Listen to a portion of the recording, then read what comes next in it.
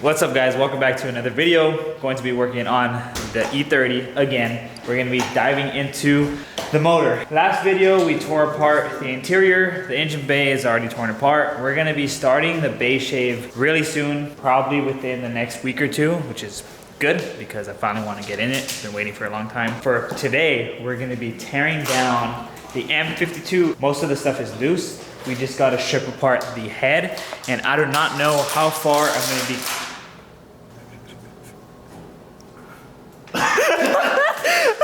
I don't know how far I'm gonna get into it. I was just originally planning on just taking off the head and getting it sent off, then sending off the block as well to West Coast Engines here nearby. Since I'm not boosting, I don't really have to go crazy with this motor, like going with an MLS head gasket or even ARP head studs, but I do wanna make it reliable and I wanna make it refreshed, like entirely, so I don't have any issues for a very long time. So everything's gonna be replaced on this motor. And luckily, most of the stuff is gonna be pretty straightforward. We have some eBay headers, most likely gonna be leaving these on because they look really good. We have the chromed out motor mount arms, rev shift engine mounts. These are probably the best engine mounts, to be honest with you. They feel a lot better than the other brands that I've used. We're gonna be getting rid of this M50 intake manifold. If you guys want one, message me, I'll sell it to you guys because I'm gonna be going with something way cooler. We have the thermostat that's been chromed out, the water pump pulley. Are you gonna engrave it? I don't know, dude. I wanted to engrave a lot of things on this car. Well, not a lot, but just a little bit, like here and there. Sprinkle it. You're getting all bitter about it. Speak your mind right now. If you're gonna engrave something, you're gonna have to engrave a lot of it. That's the problem. That's the way. It's a lot of money though. You're not gonna take your lady to get one of her nails done and leave the rest of them fucking painted. I even went that extra and got the chrome bolts. What you know about that, John? What you know about fucking up my chrome bolts? Polish them out. You know, Danny polished them out. He has a professional polisher. He said you could.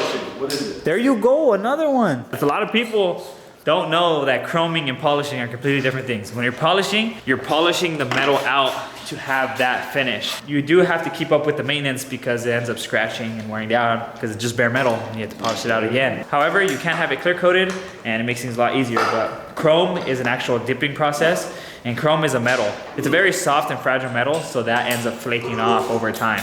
That's why a lot of people end up going with triple chrome.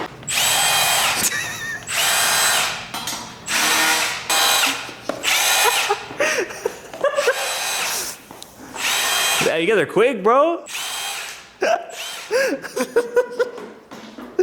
Hey, NASCAR right here. All you need is the valve cover. Oh shit. There's two options with the oil filter housing on what I can do. This is the newer style with the plastic cap. You can get the older style, kind of like the M3 where they have the metal cap. You can have all that polished out and that looks really good if you want to do that. This is attention to detail right here. You're not even going to see that piece that's under the intake manifold, but I decided just to chrome it. You know, why not? Chrome the world, right? I'm really liking how all the JDM guys are starting to go into like all the like pinstriping and stuff for their valve covers, roofs, things like that. It's pretty dope. It's making a comeback for sure. The main goal right now is stripping everything down but the head so I can show you guys how to take apart an M52 head with only 2 special tools that you have to buy if you really want to do that. Damn, you guys are quick. You guys disassembled the whole motor in like 2 minutes. Struggling right now? You good, bro? Huh? You can do it. I'm gonna get a screwdriver right now. I don't want to throw my wrist though. All right. No, but my wrist has been hurting a lot lately. I don't know what it is. I know what it is for sure. It's funny because these water pumps are such a pain to remove sometimes because the big oil ring. If this motor didn't have Vanos, it would be a lot simpler. And Vanos still is pretty simple, to be honest with you. Because when it comes to the front, you do have to remove the whole Vanos component so you can get access to all the bolts and remove everything. Yeah, you can shove whatever fits in there to hold it down just so you can get the chain off. It's pretty self-explanatory right there. I guess. There is a special tool you can buy, but it doesn't matter. We have to put the motor on top dead center. So what we need to do is we need to use another special tool that I got for free, but I'm not gonna say where I got it from because I have to return it. All right, let's see if you can figure out where this goes. Dude, I'm not gonna figure it out. The way I work is you tell me what to do. Hey, you're a mechanic, right? Where do you put it on? There you go. There you go. I told you I was gonna put everybody on blast today. So these little spots right here, this is where you're gonna lock everything in. So we're gonna have to pull this thing back out, rotate the motor, and get these flat so that bolts on. Flush, bro. As long as it fits flush, but it has to be precise. To be honest with you, nothing crazy. The whole point of this is to make sure everything's on top of the center. To take this cam gear off, you're gonna have to remove these 2 big bolts. Once those come out, you can get access to those torques. So at this point, just loosen them, but don't actually remove it. You're finally gonna tell somebody what to do. Your supervisor? A supervisor, bro. You're a supervisor. Fuck you. All right, they're all loose? Okay, now it's time to remove the housing. So right now, try to remove the Vanos unit. Doesn't want to come off, right? Yeah, let's go. That's where you need this little guy right here. Another special tool. So what you're gonna do with this one, you're gonna put it in right here, and this is gonna hold it. So then hold it, and then twist it. And when you twist it, it'll pull it out. Once you guys get to this point, this is where I definitely recommend taking pictures, because that's what I'm gonna be doing, because there's plates and spacers in here that you're gonna wanna know how to put back, because if you don't, then you're kind of fucked. Luckily, there's obviously forums and pictures online that you can reference off of, but just take some pictures, take your time, especially when tearing apart a motor. Luckily, this was already kind of torn apart, so in reality, we're just finishing the job. Right now, this is where we're gonna be ripping apart the tensioner, taking apart the cam gears, gives us access to those inverted torques so we can pop the head off. So a tip that I like to use, especially at work, is zip tying everything together so you know how to put it on. So all you gotta do is this, and then you know that when you put it back on, where this spacer needs to be set up at. So you can see that this side was against the cam gear because of the way it's being worn out. It's always a good tip. Especially if you don't know where how you're gonna set it. Tech tip. You can use a 32 for like so many things on BMWs. You can use it for the fan clutch and for the tensioner. You can actually take that apart to see what's inside. So just pull that little piece off. Let's take that cap. There you go. And just a spring. That's all it really is. It just builds up with oil pressure. Hey bro, we got a couple power tools right here, dog. Yeah, I'm old school. I've been doing it this way about 20 years. That was loose. I never loosened that. That was already loose? This was loose. No way. Don't record that because you did the work. I never did it. What do you mean? I've never torn it apart, bro. You tripping, dog.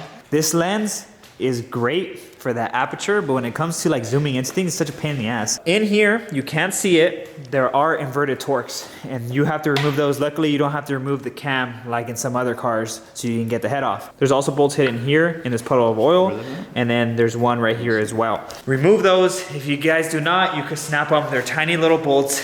I made that mistake. I didn't necessarily snap them, but I was trying to take off the head, and I didn't take off that bolt because it was covered in oil. Didn't even know it was there. So when I went and pulled it off, it couldn't come off. It was just bending the rear. So what are we doing? I'm moving it from the outside in. So kind of like a wheel. So you're gonna knock one off, then go to the jump to the front, and then keep going back and forth. This is going to be another tip for anybody removing a cylinder head. Grab some zip ties, because they're going to be your best friend, especially if the cylinder head is super heavy. You're gonna put these around the cams, and then you're gonna use them as handles. I still had the special tool on, so he didn't see the rear. The first two. I should have caught that. Wow, we definitely did this wrong. Yeah. This head's fucked. This is so warped. I see it already.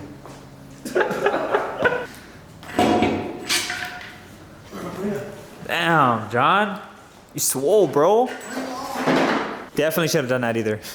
What, put it down? Because the valves, bro. There is no special tool on this one, bro. It's called a wood piece. Actually not bad at all. A tip to see how well the piston walls are is by looking and seeing if there's any honing scratches. If you can still see the original scratches, that means that they're pretty good. And as long as you don't see any really big markings and gouges, you should be good. Those honing scratches, that's a good sign.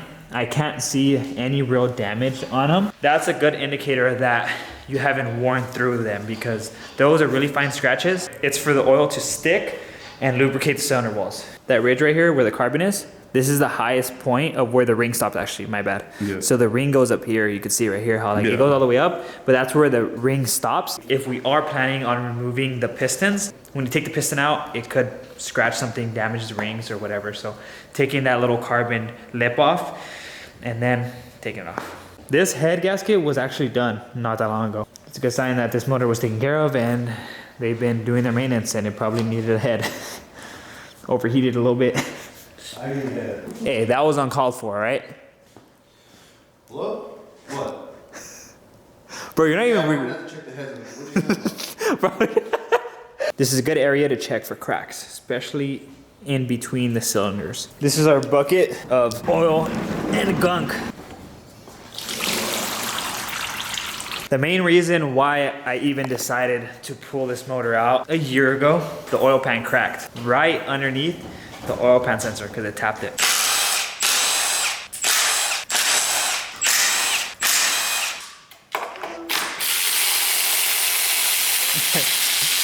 Check it out.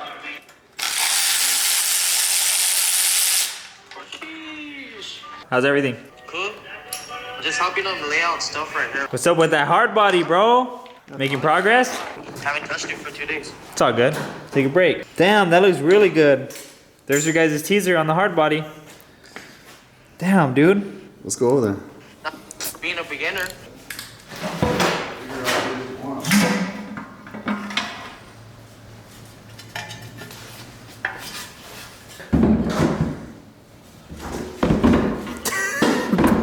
Really struggling, bro. Bro, just bring it out here. You guys want to see me assembling this motor?